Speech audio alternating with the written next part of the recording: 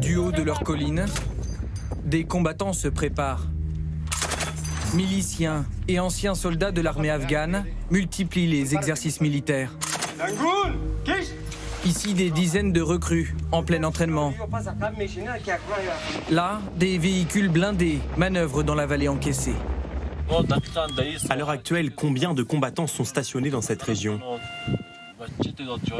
Toutes les parties de cette région sont couvertes par les combattants. Il n'y a aucun endroit qui soit vide. Depuis la prise de Kaboul par les talibans, les résistants se rassemblent ici dans le Panjshir, au nord-est de la capitale. Un bastion anti-taliban de longue date, une vallée enclavée et difficile d'accès. Autrefois, nous avons vaincu les talibans pour le contrôle du nord, Parwan, Kapisa, Daman, et ils ont dû battre en retraite. Nous nous tenons encore debout avec notre puissance et notre force. Nous allons leur écraser le visage sur le sol.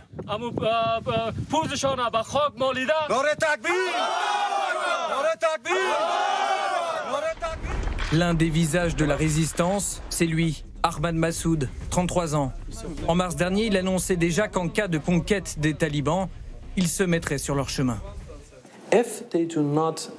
S'ils ne reconnaissent pas le fait que l'Afghanistan d'aujourd'hui est différent de l'Afghanistan d'il y a 20 ans, s'ils pensent qu'aujourd'hui, il n'y a pas de commandant Massoud, ou il n'y a pas d'Alliance du Nord, alors qu'ils sachent qu'il y a Ahmed Massoud et que la population est déjà en train de s'armer et de se préparer. Ahmad Massoud, le fils de l'emblématique commandant Massoud, qui a combattu les soviétiques dans les années 80. Devenu plus tard une figure iconique de la résistance face au régime taliban, ici en avril 2001, il est en visite en France. En réaction à l'ingérence pakistanaise et au comportement chaque jour plus injuste des talibans, la résistance s'organise de plus en plus au sein du peuple afghan, toute ethnie confondue. Et bientôt, vous serez témoin d'un soulèvement populaire contre les talibans. Le lion du Panjshir est assassiné la même année, 2 jours avant le 11 septembre, par des kamikazes d'Al-Qaïda. 1 an plus tard, son fils Ahmad, 13 ans, est déjà prêt à prendre la relève. Si des ennemis attaquent à nouveau le pays, je défendrai mon pays de la même façon que mon père. Je ne l'abandonnerai pas, je le défendrai jusqu'à la dernière goutte de mon sang. 20 ans plus tard, le voilà donc dans la même situation que son père. Dans une interview, le jeune chef de la résistance lance un appel à l'aide, à la France notamment. Je ne peux pas imaginer que votre jeune président Macron nous laisse tomber.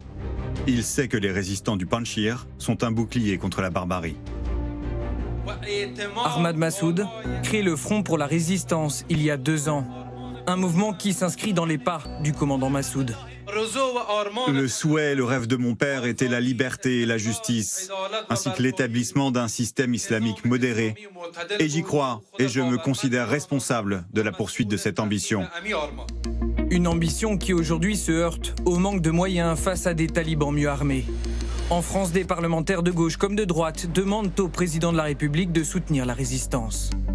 Leur appel à l'aide et leur demande d'armes, de munitions et de soutien logistique doivent être entendus par la France. Lundi, les talibans ont déclaré avoir encerclé les combattants du Panjshir.